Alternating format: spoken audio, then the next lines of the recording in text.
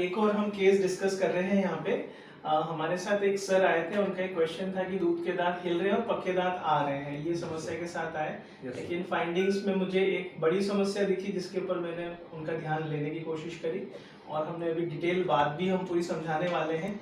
और जो हमारे पेशेंट्स हैं जो हमें सुन रहे हैं, ऐसे पेशेंट्स जिनको शायद अभी तक ये चीज़ें अपने बच्चों में नहीं दिखी, तो वो भी इस वीडियो के माध्यम से अपने बच्चों में सेल्फ एग्जामिनेशन कर सकते हैं और वो देख सकते हैं कि क्या उनके बच्चों के दांतों में समस्या तो नहीं आ रही है।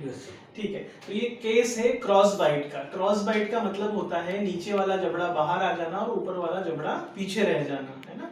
इसमें कि दांत जो है वो रिवर्स पोजिशन, इसको रिवर्स बाइट भी बोलते हैं। तो मैं आपको पहले केस दिखा दूं। ठीक है, तो बिटिया मुंह खोलिए, अब धीरे से बाइट करिए, फिर से मुंह खोलिए, धीरे से बाइट करिए। कि जब बंद कर रहे हैं बच्चे तो इनका नीचे वाले दांत जो है, लोअर टीथ है, जो मैंडिबुलर टीथ हैं, वो मैक्सिलरी टीथ के या ऊपर वाले जबड़े से पीछे की तरफ है, रिवर्स कंडीशन में। इसको रिवर्स बाइट बोलते हैं। जैसा अभी हमारी हिस्ट्री गैदरिंग में क्वेश्चन हमने लिया कि क्या दूध के दांत भी इस पोजीशन में थे, तो जो फादर हैं हमारे बच्चे के, पेशेंट्स के, उन्होंने ये चीज़ हमें बताई कि ये पहले भी है।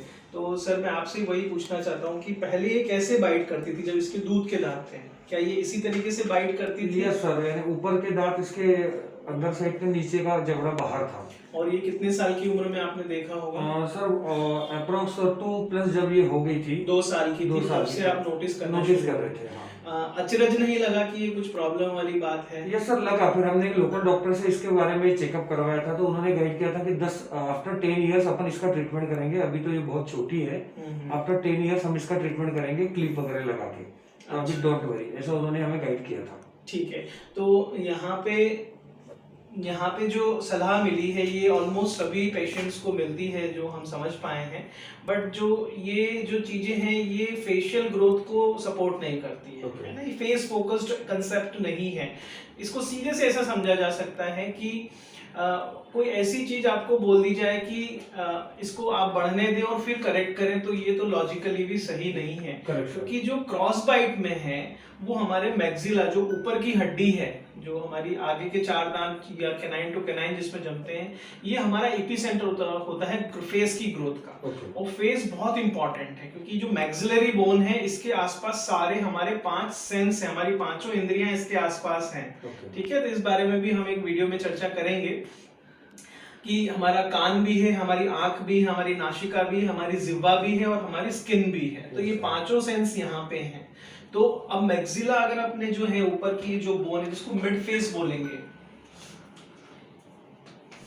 अब जब हम यहाँ पे बच्चे के फेस के बारे में बात कर रहे हैं तो जो मिड फेस डिफिशियंसी हमें दिख रही है, और दिख रही है हमें कि ये क्रॉस बाइट में जब बच्चा जा रहा है, मतलब लेटरल व्यू में देख रहे हैं, तो बच्चे का चेहरा जो नीचे की तरफ ग्रो कर रहा है और ये वाला एरिया डेफिशिएट है, जिसको चिक बोन भी बोलते हैं। तो ये चिक बोन भी नहीं बन पाई है और ये लिप्स भी हमारे, और जो नेज़ोलेबल फोल्ड है ये फोल्ड भी हमारा डीप है।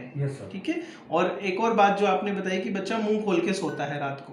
तो ये सारे जो चीजें हैं ये अर्ली साइन एंड सिम्टम्स हैं चीज़ों को बताने के लिए कि कुछ ना कुछ फंक्शनल डी-अरेंजमेंट। और यहीं से हमारा जो कंसेप्ट है, जो फंक्शनल डेंटिस्ट्री या फंक्शनल पीडियाट्रिक डेंटिस्ट्री है, जिसमें हम फोकस कर रहे हैं फर्स्ट 1000 डेज। बच्चा 3 साल से पहले इस चीज में अगर आ जाता है तो वी कैन डायग्नोज अर्ली, हम अर्ली डायग्नोसिस कर सकते हैं, प्रॉम्प्ट इंटरवेंशन कर सकते हैं और परमानेंट जो डैमेजेस फेस को हो रहे हैं और जिसके लिए करेक्टिव ऑर्थोडोंटिक्स की जरूरत पड़ेगी उससे हम बच सकते हैं। तो अगर सिंपल सा आपको बोला जाए कि सिंपल चीजों से अगर चीजें ठीक हो सकेगी तो कौन पेरेंट नहीं चाहेगा?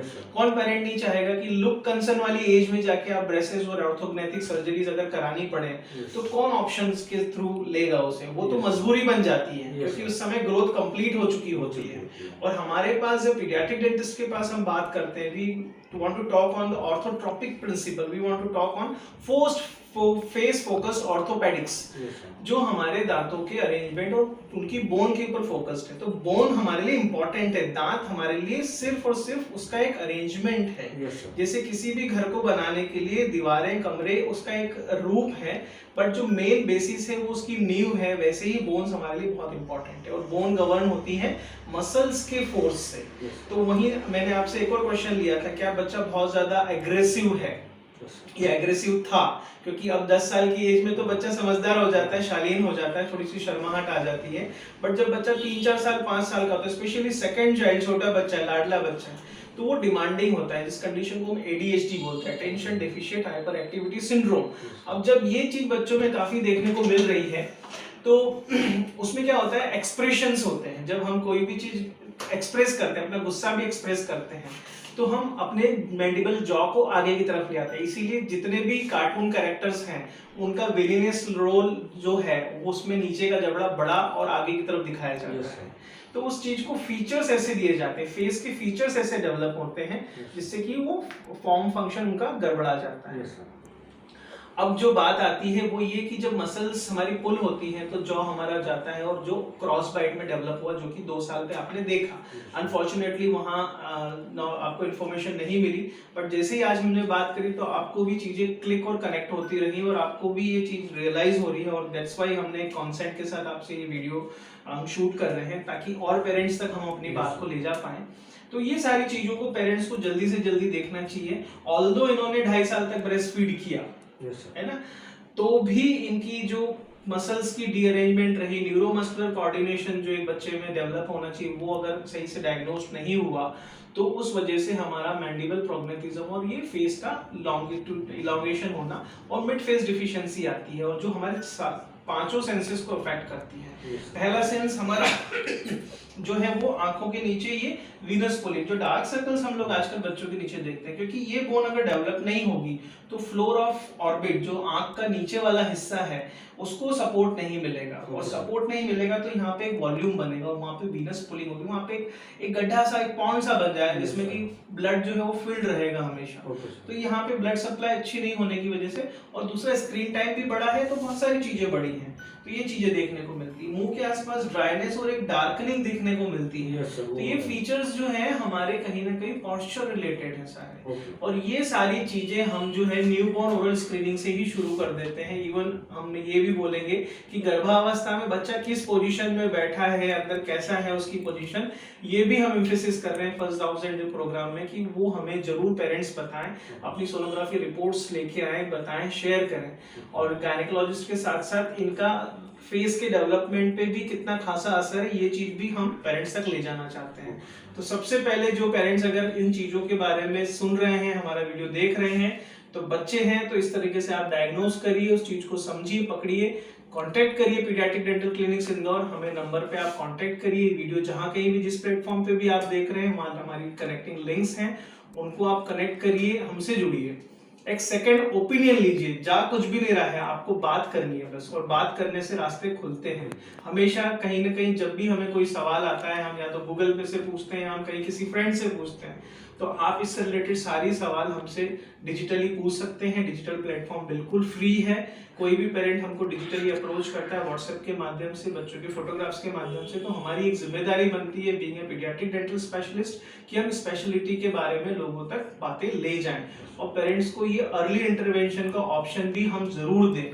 जो पेरेंट्स छूट गए हैं उनके लिए कितनी तकलीफ होती है ये तो हम सब समझते हैं, ब्रेसेस लगाने पड़ते हैं, 4 दांत निकालने पड़ते हैं, हाइजीन इश्यूज भी हैं, लेकिन फिर कोई ऑप्शन ना होने की वजह से करेक्टिव ऑर्थोडोंटिक्स हमें लेना ही पड़ता है। लेकिन इसको अगर हम प्रोएक्टिवली देख लेंगे तो हम इन सारी चीजों से बच सकते हैं। या फिर हमारा फेज 2 जो करेक्टिव ऑर्थोडोंटिक्स वाला ब्रेसेस वाला पार्ट है, वो बहुत ही सिंपल, मिनिमाइज, कम समय के लिए हम उसको कर सकते हैं।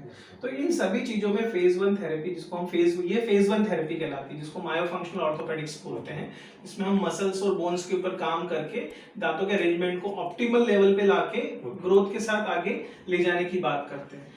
कई मामलों में फेज 2 थेरेपी लगती है, लेकिन वो बहुत थोड़े समय के लिए, अलाइनमेंट और बैलेंसिंग के लिए, टिप और टॉर्क के लिए लगती है, जो माइनर करेक्शंस है।